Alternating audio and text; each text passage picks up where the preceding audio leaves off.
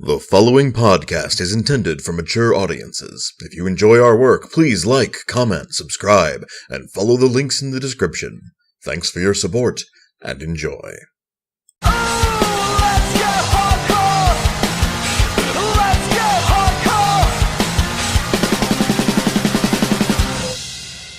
Greetings and salutations, listener. It is I, Eric J. Chucci, joined as always by the guy in the pod across from me, the boy.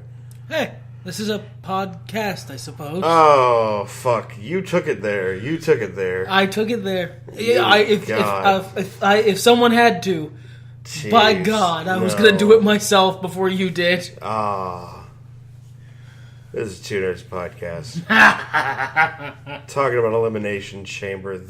That was my pod joke, but here we are. Elimination Chamber 2017. I still can't hear out of one side of my face, so excuse me if the audio quality sucks.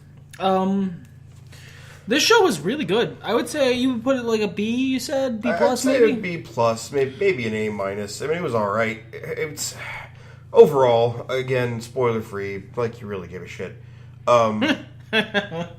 If it was a really underwhelming show that was good and good decisions were made. If titles weren't on the line and if the Elimination Chamber wasn't the main event, and you know what, fuck even if it was, because it was kind of a low-key Elimination Chamber, all things considered. There was a dude who went through a thing. Yeah, but we've been seeing a lot of violence lately, like dudes going through chair sculptures and fucking all kinds of blood, and like this, compared to even the women's Hell in a Cell match, was a little on the tamer side. Now, it was good, don't get me wrong. It was about as good as you'd expect a cage match on Raw to be, you know? But, like... I would say it was a solid B plus, A minus show as well. Maybe even into A, but that's just because I'm a little marky for how the main event ended. Well, like I said, if you strip away the more exotic stips, like the Elimination Chamber itself, you know, if that were just a six-way match, if you strip away the titles on the line for the most part, the action and the booking decisions made, both in the matches that were formed and the ones that got put on, yes, I'd say it was a B plus show. Like, it was good. It's what I expect from a really good Raw. It's what I remember watching. This is a SmackDown pay-per-view, by the way. It's what I would remember tuning in every week to see, you know, in the Attitude Era. This satisfied me, as the old joke we make about Vince McMahon goes. I don't think you guys know that one. We're not going to explain it. Nope. That one's just for us. That one's just for the Two Nerds. But even adding that shit to it, I don't know that it really, with one notable exception, that I don't think hit me in the way I feel like I deserved for it to hit me. I don't know what the deal is there. That seems like a you problem, because I had myself a grand old time. No, you did. But, let's not fart around here too much. Why don't we go ahead and get into the show itself. First of all, let's briefly talk about the pre-show. I didn't know Kurt Hawkins was back. This is what you get for not watching the week-to-week. Yeah, same. Apparently, he lost to Mojo Rawley, and too bad. Too bad for him. I don't know that I give a shit about Kurt Hawkins either, but, you know. But, at least he's willing to fight the demon Mojo Rawley. I don't think he's quite the demon. I think he's he's just Nego Ryback. You know what? That's a better name. Which is why he doesn't deserve it. Huh, fair enough. But the actual show, the matches we watched and stuff. We opened with Mickie James versus Becky Lynch. I am thrilled that Mickie James is back in active competition. She's still good. Yeah, she looked good. She wrestled a good match.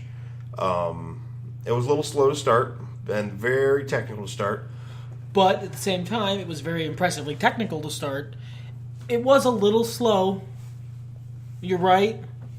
But I felt the technical wrestling was good. It was solid. It gave a solid base for the match to proceed from. Sure.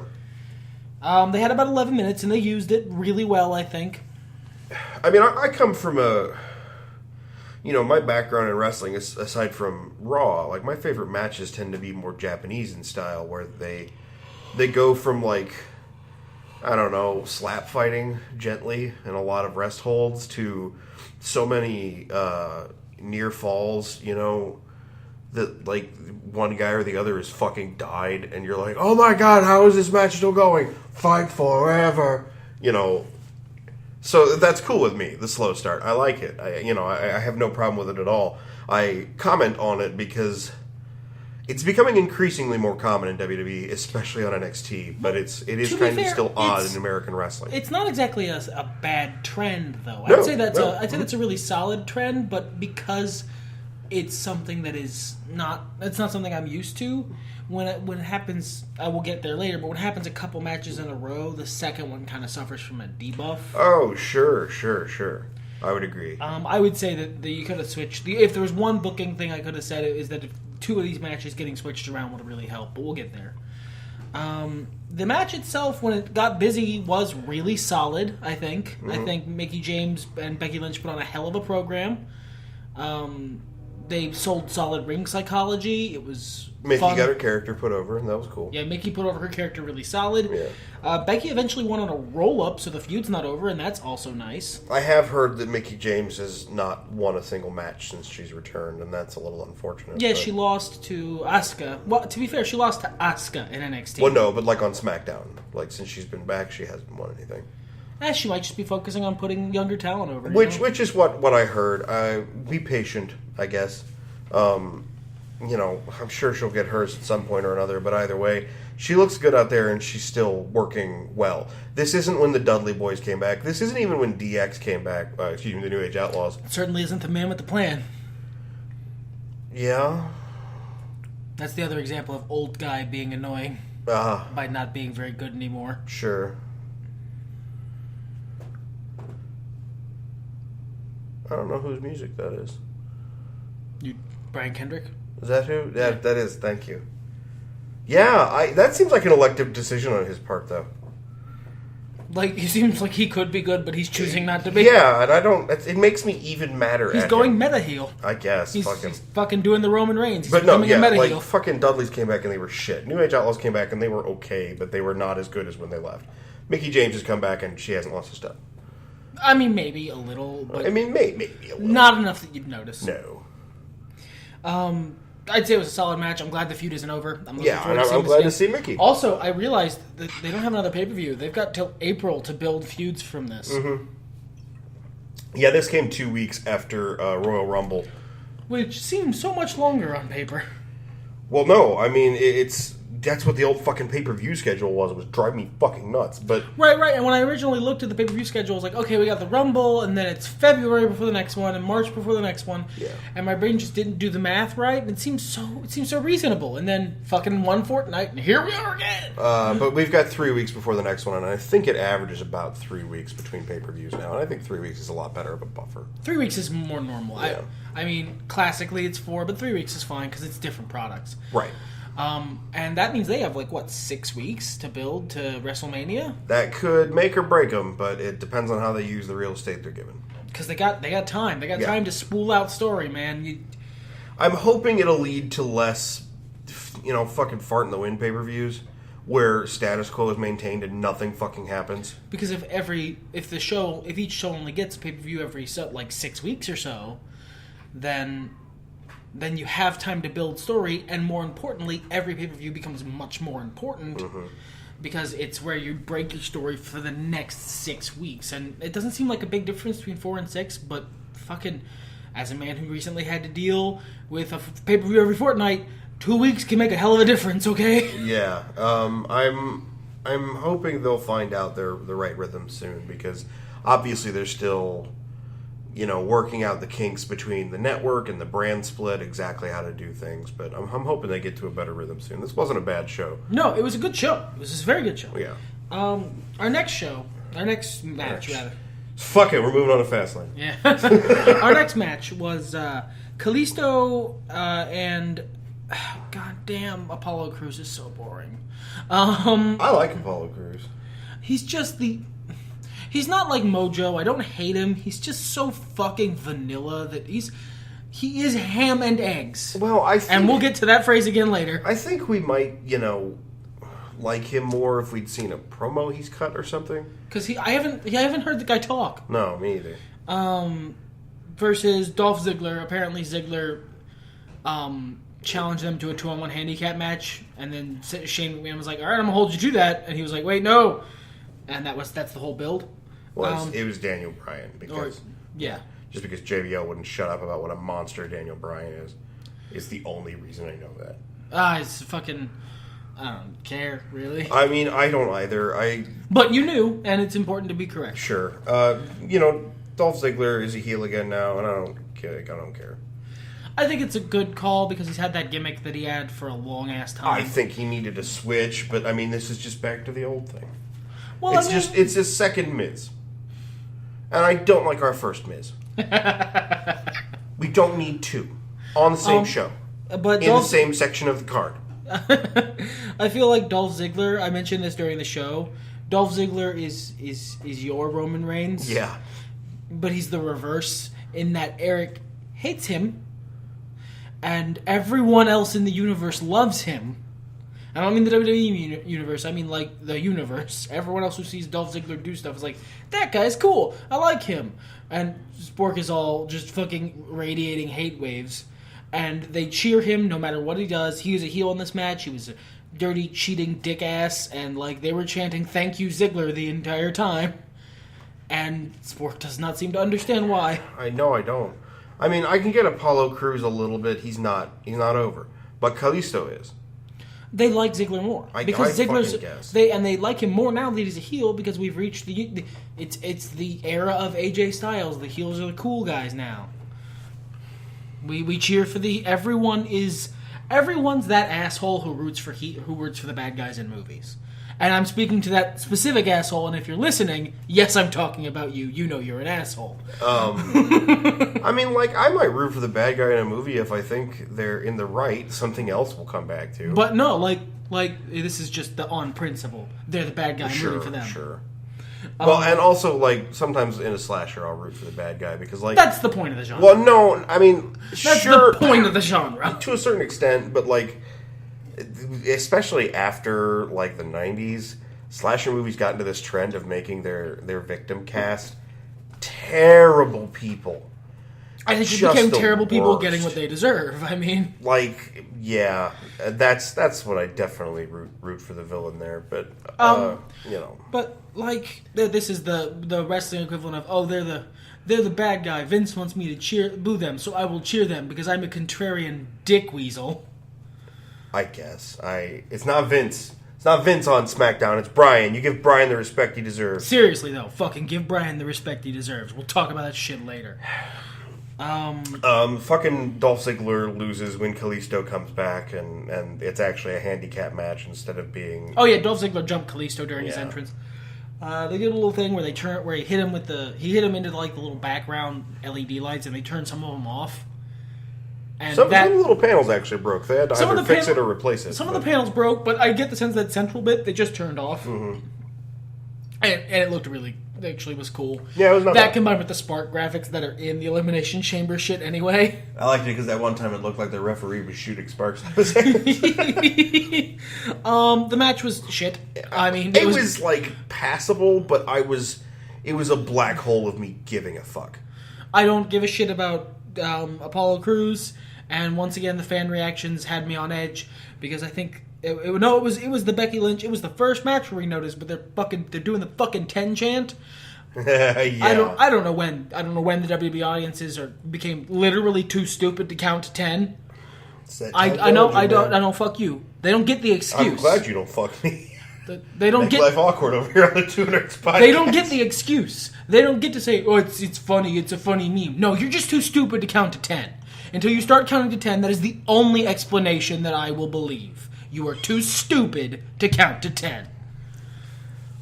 Y'all mad about some numbers. I'm mad about that fucking 10 chant. I ain't gonna lie. No. I'm fucking 10 of 10. 10 of fucking 10 would rage a fucking again. It is the most annoying shitbag behavior. I'd get it, I guess, if he were on the show. But he's not. He's not on the show! If he were on the show, it would make more sense because you'd be chanting for Ty Dillinger to come out. Because you like him. But he's not. You're just being fucking shitty... You're just being shitty, disruptive meme lords who aren't respecting the fucking performance that's being put on in front of you. kind of like the what chant post Austin. It's just like, stop being assholes for no reason. You aren't in the show. Stop trying to get your shit in. I'm not quite as bothered by it, but it is annoying, especially when I'm trying to follow along with the action and the poor ref has to like go hoarse yelling 6, 7. I need you guys to hear this, and you're being dickweeds. But switching this in the next match, I think, would have been a good call, because this match had also had a kind of a slow start where Ziggler was bringing the pace down because he's the heel. Yeah. And it suffered a debuff because I had just seen that exact same match pace before, and this was a much more truncated version. Sure. So, like, I feel like switching this in the tag match would have been better. Yeah, the tag match wasn't bad. I mean, like, this is one where the action was fine, but because of how little attention it got, time-wise, what was runtime on this? On this match, 7 minutes. No, the tag match. 21. It got a half hour. Well, it's 20 minutes and a half hours. Very big difference. But, I mean, 9 minutes. yes, and there's a lot can happen in 9 minutes. That's fair. I mean, we could have gotten 3 more minutes of attention on the fucking vaudevillains, 3 more minutes of attention on Connor and Victor, and, you know... Oh, yeah, this was the only booking decision of the night I thought was just garbage. I didn't like that handicap match at all. I mean, I get where they were coming from with it, but it was just... This is stupid. But, yeah, I mean, like, I was... Could you have made this match better given the match you were given? Probably. The tag match, that is? Yeah, the tag team turmoil. Yeah. But you're shining a turd, because this was bad from inception. The tag team turmoil stipulation is not a bad stipulation in and of itself. No, it's not. If you take the time you need, I would say half hour is good. Half hour, I think they could have done a lot more with. But if you do not take the time you need, all you end up doing is making everyone who isn't the team who wins, potentially, and probably, honestly, unless you go out of your way, and we'll talk about that, you're making the rest of the teams in the match look like garbage. Like they can't compete. And that's what happened here. Do you know who ended up looking good out of this match? Rhino and fucking Heath Slater for some reason. And the fucking... Look, alright, I take back what I fucking said about Apollo Crews. American Alpha, I'm sorry, they're boring. I like them a lot. I don't know what it is. I can't pinpoint it exactly. They're There's some je ne sais quoi there. fucking... Their gimmick is, we like the early 90s. I found a headband. That's their whole gimmick. I mean, I can't... And that's not... I found a headband because only one of them found a headband. Right, no. I'd like to argue with you, but they're just a good high-energy tag team. They remind me of a less douchey version of Shelton Benjamin and white guy. Whatever. His name is not important. Sorry, white guy. But, like, it's just... Their gimmick is boring. They're incredibly vanilla, blue chip... Nothing. There's nothing to grab onto there. They're just smiley, happy, we're proud to be in a match guys. Their moves are cool, but not amazing enough to really light my soul on fire, because you can get away with just having really good fucking moves. Well, I mean, and that's a lot of what... They've got a really good chemistry in the ring, and they wrestle really well. But on main roster, we haven't really seen shit from them. In fact, the only match we've seen from them of note was the one where they were up against the fucking Revival. And that was being dragged down by Baldy McRevival. And I think that was it. Actually, I think that was on NXT. I think It this was. was the only match I've seen with them, and I liked them in it. Yeah. Because they were fucking wrestling in NXT, so it was a little better. The wrestling was a little better, and they're very much their gimmick that is about the wrestling. Yeah. And unfortunately, in the main roster, especially with the kind of limited time they were working with, the opposite of sold me on them. Because I haven't seen a lot of their shit, because I don't watch SmackDown, and I don't really give a shit about it. But they're the opposite of sold me. The absolute opposite. Partially because they fucking squashed two teams I like better. And I think that made me a little bitter, I'm not going to lie. But they absolutely pancaked the Vaudevillains. That was Heath Slater and Rhino. Yeah. The match pancaked the Vaudevillains. No, yeah, it made the them look like a Vaudevillains. fucking joke. And that's unfortunate, because they're both talented workers. They've got a great gimmick, they've got a great look, and they're good in the ring. And then American Alpha fucking pancaked the Ascension. I mean, I wouldn't say pancaked, but given the rest of the match we were left with, given the time, we had to play with, it didn't get the sort of attention, that it deserved. Connor and Victor didn't look that great against them after the Usos fucking slaughtered them. Yeah, the Usos lost to them. Again, it didn't take very long, but the Usos had been in a match. Well, but it was a roll-up. I mean, it wasn't the Usos, lost to them after a long match on a roll-up. It was fair. The Usos, I feel, didn't come away from this looking bad. Yeah, they just didn't gain anything out of it. Right, yeah, I agree. And then after the match, they fucked them up. They fucked up American Alpha, which I thought was a great setup for the Ascension to take a win without American Alpha looking bad, and certainly making them look strong because they beat the Usos and they were beaten up, and they still got offense in, so it made them look good, and the Ascension could win, and you could give the assist to the Usos, and everyone comes away looking better. But no, American Alpha just went ahead and beat the Ascension anyway. And I mean, they did their best easily. with it, in terms of the people, the guys, the 4 dudes in the ring, making it look not ridiculous. Because with the kind of time they were given, there's only so much they could do. Right. Because the Ascension had the match won, but then miraculous recovery, they saved the pinfall. And then later on, they nailed their tag team finisher. Make finishers look strong again. So I'm okay with that. And they kept the other guy from interfering with a thumb up the ass. Which, to be fair, is a unique way of disabling someone. I don't Also, think that side was quite note, Connor intentional. got swole at some point. Dude, he's so big. Connor got swole. I love their new look, and I'm glad the Ascension is doing something cool.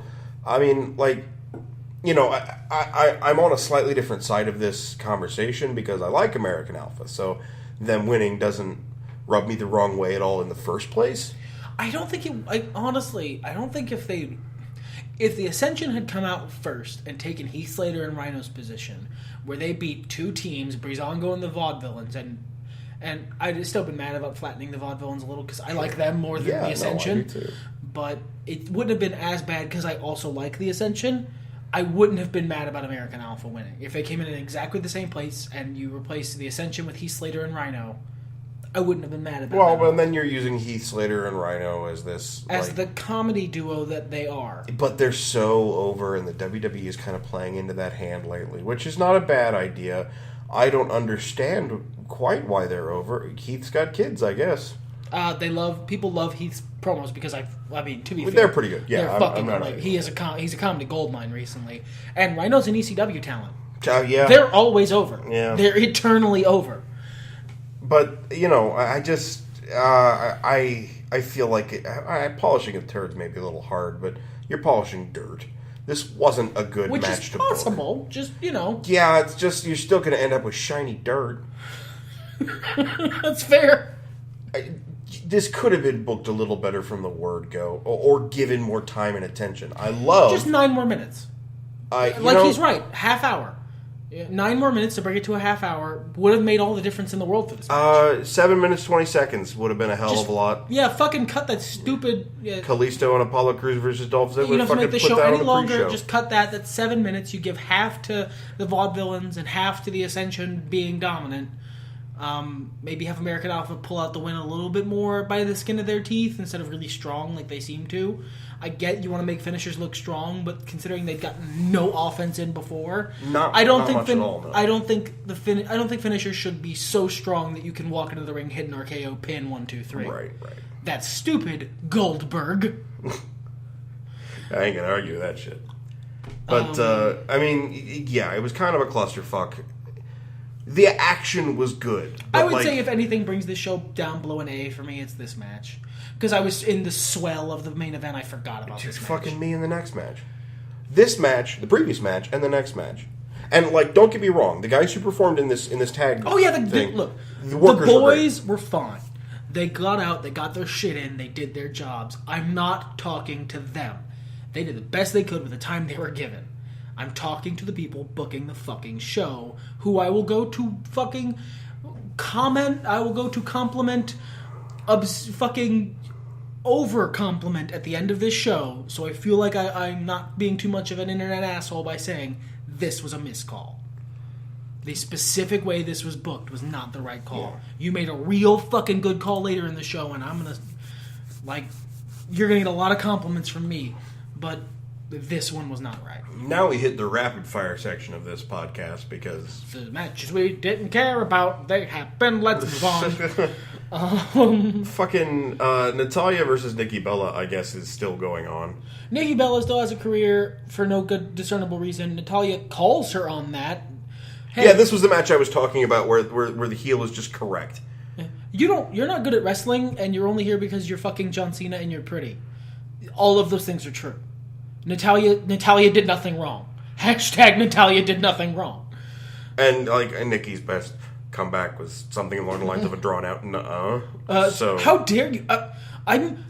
How dare you? yeah, I believe that's what I said at the time. Natalya was great in this match. Nikki Bella was there. Yeah, she didn't fuck up too hard. Yeah, I don't recall a time where she fucked up. Really at all. She's had good matches in the past. This just wasn't one of them. But I don't care for. I don't know why she's over. I don't know why she's popular. Total Bella is total diva. I've never seen the show and I don't want to. That's not for you, but that's why she's over. And I guess it makes me upset because and she's fucking John Cena, which apparently makes you over. I guess. I mean, I think she. It seems like she got where she did. Also, she started using John Cena's moves, which I do not like. Because she's not big enough to pull them off. No. You aren't a power wrestler, Nikki. I'm sorry. Natalya is twice as big as you. You can't power out of the sharpshooter. I was about to say, back when it was the Divas division and everyone was sticks, sure. But now... No. Compared to Natalya, you are the Divas division. You should not have... if you wanted to have her escape the sharpshooter, that's fine. She can wriggle out of it. She straight up powered out of it. And unless she's absorbing John Cena's might through his semen, that doesn't make any sense. I will say for the Bellas that they got where they were on their own merits. And then they started, marrying. Yeah, they didn't fuck their way to the top. No. They got to the top and then fucked to stay there. Maybe.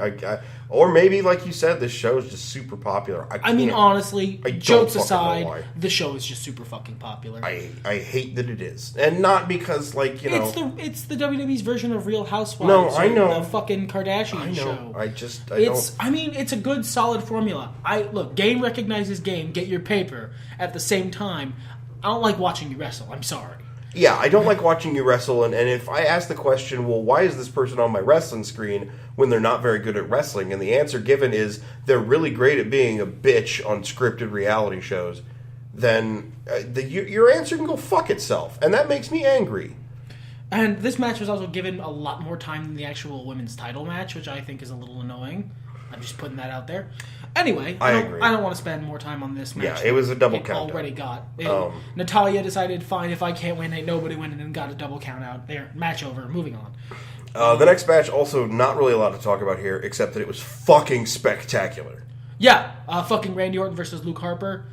If it weren't for the chamber match being actually really, really entertaining for me, I would call this match of the night. This was fucking great. Yeah, I'd say they're about even, honestly. Yeah, this was just a solid singles match. Absolutely. I mean, the outcome was pretty predetermined, and I don't care. It was still great. Yeah. It was fun. They had a lot of really good moments. There was a lot of memorable shit. Harper came off looking fucking hard. Oh, man. yeah, they really let him look good. They gave him a push. They gave him a rub just for being in the same ring as Randy Orton in 2017. And it worked. And he got near falls and stuff. It was good. This was a good match. It ended RKO out of nowhere, which is how you want a Randy Orton match to end when it's going over. I was just a fucking solid. This was solid work, man. Solid fucking wrestling. I don't really know if I care much for the storyline going into it because we've seen the Wyatts splinter apart a couple of times now. That's ceased to be interesting. But the match itself was a really quality match. And, I mean, you can only say so much if you're not a play-by-play commentator on what makes the match good. Watch it. It was spectacular. Then we had the actual women's title match. Alexa Bliss is the champion going in against Naomi. The match was really solid. I think you pointed out in the show, and I think it's right. Naomi would be an amazing top-tier talent if she was just a little better in the ring. And I will say... And she's great, don't get me wrong. She is. And I will say in this match, the only thing that she really fucked up was the last spot of the match. And even then, they showed it from another angle, and it wasn't as bad as I thought it was. So... It's just a really shitty angle the first time around. I think this was a solid match, and I was really surprised. They only had 8 minutes, and they did a lot with it. They did. I was really surprised they gave her the title. Yeah, they gave it. I was a little surprised about it too, but at the same time, also very happy. Sure. And I like Alexa Bliss, so it's not like I'm just happy she's not the champ. I'm happy for Naomi. I talked about this a little bit on a forum I go to because it was a topic of some debate, and I will say a couple of things on this before we move on to the main event. Naomi's light up shoes are amazing. Just Well, completely no, I random. mean her whole fucking Feel the Glow gimmick is fantastic. Her entrance is great.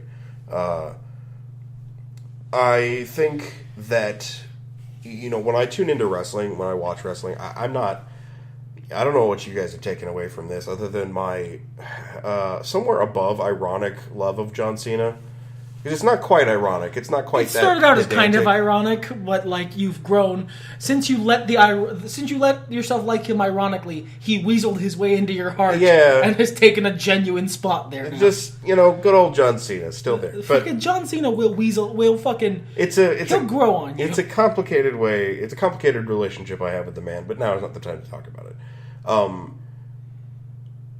I don't really like most of the roster the way I like guys on NXT or the way I like, guys back in the 90s when I was watching, all the fucking time. The people I get excited to see, legitimately excited to see, are Alexa Bliss and Naomi. On the main roster for SmackDown? No, on the main roster, period. I mean, I like Rusev and I like Bray Wyatt and, there's a bunch of guys that I like the New Day. I like the New Day. But, actually excited to see, it's a this person match. Alexa Bliss, Naomi. So this was a good match for you. Yeah, fantastic. And, I mean, I do like Alexa Bliss more than Naomi, but shit, if you're going to give somebody else the title, okay. I hope she does something with it. I hope Alexa Bliss gets it back at some point. She definitely will. Yeah, most likely. She seems like that heel who holds the title in between face champions. You know what I mean? She's a good transitional heel champ. Mm-hmm. And she's a fantastic worker, and yeah, she mugs so good. She does. She's so fucking perfect. She CM Punk Shemp level mugs, and it's amazing. But yeah, it was an okay match. Nowhere near as good as the previous match, but it was fun, and the fans really seemed behind Naomi winning, and I can't remember the last time the fans were that behind a women's match that didn't involve Bayley. We're that behind a men's match. What's the last time you heard somebody win the title and the fans chant, "You deserve it"? I don't feel like there's been anyone who's been underserved enough, because that chant was clearly about Naomi never having had a women's title before, and having been around for a long time. I feel like she got pretty underserved for a while. Sure, and that was the fans recognized. I don't know if there's, with the notable fucking exception of something that's about to happen later, I don't think there's been someone who's been underserved like that. I want to say the last time I heard it was Zack Ryder. Yeah. Yeah. So, I mean, what a reaction. But please, let's move on to the main event, the Elimination Chamber. The reason you're here. This match was solid, start to finish. All the talents, I would say, were utilized exactly correctly. You used your Miz exactly the way you should. Yes, I liked Miz in this match. He even liked Miz in this match. I think, and I said this before, but the Miz works just fine in big multi-man matches. Because he comes in, he gets his shit in, and he is the Miz, and then he gets shuffled off, and we're done. Well, and then the only reason I didn't like him in the big multi-man Intercontinental Championship matches earlier, in 2016, was because he kept winning. Yeah. Through stupid fucking means. It's mostly that he won. Because it was by stupid means that all this athleticism leads to nothing, and that they kept doing it. But I would say your John Cena was used exactly how you... fucking holy shit. I would say your Baron Corbin, excellent. I think everybody in this match did what they needed to do to look good, and did what they needed to do to help tell the story of the match. Absolutely. And it must be said, holy shit, they actually did it. They actually gave Bray Wyatt the WWE Championship. What fucking universe am I living in? Fucking alternate universe where things go right for a change have I stepped into, and can I stay? That was the weird thing to me, and we talked about this at the beginning of the show, like when we were watching the show. I assumed that either John Cena or AJ Styles were walking out with the title. I had heard through the internet that the scuttlebutt was Bray was winning, but it's the internet, so I didn't really put much stock into it. I didn't know... Unless it comes from the mouth of Meltzer. I didn't know who was going to win, but my hard money was on either Cena to retain, because why strip it off him a month after he wins it, or Styles to win. Just because, I mean... Just to continue that feud, because those guys put on a fucking barnstormer. Yeah, those guys put on amazing matches anytime you put them near each other. Like, this is the kind of chemistry we wished The Rock and John Cena had. And I don't like AJ Styles, but I cannot deny chemistry when I see it. Yeah, Jesus these Christ. guys, they work so well off each other. But no, what I'd heard on the internet was right. Bray motherfucking Wyatt, just a couple months after capturing his first championship ever in the WWE, is the fucking champion. It was just... going into WrestleMania. There was a surreal moment when Bray Wyatt goes clean over John Cena, and it's down to just him and AJ Styles, and I'm like, what? And the rest of that match... Because he hit him with the Walrus Buster, and he was like... it's just the fucking no, I name know. in my head. Well, Sister Abigail's kind of a clunky name. The Walrus Buster's better. He hit him with the Sister Abigail, and then he pinned him. I was like, it's not good. And then he just beat him. One finisher, and he beat John Cena. One. Well, and he'd taken some earlier in the match, but you know that's not how wrestling Sure, works. no, yeah, John Cena, and he's John Cena. He needs as like 6 or 7. As someone on the internet said, he could reasonably be expected to kick out from a gunshot. Yeah. And he just fucking beat him clean as a fucking sheet. And then it's him versus AJ Styles. I was like, hey, all right, so it's got to be fucking AJ. Right. It's got to be fucking AJ. But now you're living in this weird world where we've thrown away all the rules. Yeah, because Bray John Wyatt Cena's Bray Wyatt finally beat John Cena. Finally beat John Cena clean, and got his heat back from so many burials. Sure. And now he's like, hey, did it? I don't understand. And they had me. At that moment, I was a fucking 12-year-old Mark again. I was on the edge of my seat, literally on the edge of my seat. You came down on the floor. Yeah, came down on the floor, just fucking watching this match, eyes wide, like, no way, they don't fucking do it.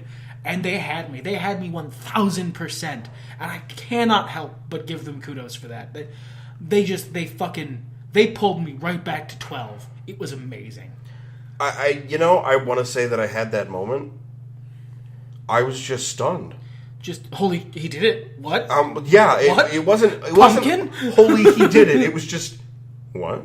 But like, are you for real, Elimination Chamber? Is this some kind of elaborate ruse? And then he did, like, there was little stuff too, because AJ Styles did his awful, I'm gonna basically fight you for a second. And it looked even worse than usual for some reason. But Wyatt completely no-sold it. Well, no, he didn't even. He was just getting hit like, ow, stop, please don't, stop it. And then AJ went to do his spinny around bit where he does a Pele kick. And then he spun back around, and Wyatt was just there and clotheslined him out of his fucking shoes. That was a great spot. And then they went back and forth. He went for a phenomenal forearm. Wyatt caught him, wrangled him into the Sister Abigail. Bang, one Sister Abigail. And the pinfall and the win. And he's got the whole fucking world in his hands. They did it. They fucking did it. And I'm stunned. And I'm watching Friday. Well, I have Hulu but not cable, so I'm going to watch Saturday. It's Tuesday. Is it? Oh, that's right. It's SmackDown Live. Yeah. So Wednesday then. I'm watching Wednesday. You got my eyes. You gave Bray Wyatt the title, you get my viewership. Absolutely. We said earlier, we mentioned Brian, that Brian being Brian Armstrong, that being Road Dogg. I tweeted him. I never tweet about shit. You guys know that. I thanked him over Twitter because fucking dude. I did thank too. You. BG James, I think is what he usually goes by. Brian James, whatever. He's had a million names. Road Dogg. Road Dogg. You know Road Dogg Jesse James. He does a little knee wiggle. Road Dogg. Seriously, bro. Thanks, man. Yeah. I mean, you're giving young talent a shot. You're not letting belts stagnate. You know, I want to argue with Alexa Bliss not having the title, you know, in a small way because she's my trash panda, but... Like they gave it to the right person. First of all, they gave it to the right person. Fuck yeah. Because the rest of those girls can get over without the belt. And there's something to And say... maybe that's the thing about Alexa Bliss, because she's that fucking good. She can be over without the Whereas belt. Naomi could use it. Yeah, she could. And there's something we said for not hot potatoing the belts around, but I think this was a good call. Sure. Because it was surprising. Holy fuck. It was a solid show. It didn't knock me out of my seat. I wasn't jumping up and chanting. It wasn't the Royal Rumble for me. Who also had a conclusion that, left me going, okay, should have been a bigger mark-out moment when Wyatt won, but it wasn't. Whereas Randy Orton winning the Rumble was not a big mark-out moment. It was just like, okay. But the Royal Rumble as a pay-per-view got me really jazzed. I really fucking enjoyed it. Yeah, same. But this was just a little underwhelming for as good as it was. I don't know where you're getting that. I had a great time. That tag match, I would say is and not necessarily the whole match because it was fun to watch. Just the booking of it. Well, and I don't think that it helps that it was surrounded by that fucking Bella match and Dolph Ziggler versus Kalisto's dead body and Apollo Crews. I'd say that's actually pretty fair. It just. But the fucking Chamber match more than made up for it. Because that was a fun match. It was good. The redesigned Chamber took me a minute to get used to. But at the same time, I like it's much sturdier looking. It doesn't look as cheap or chintzy. And it looks...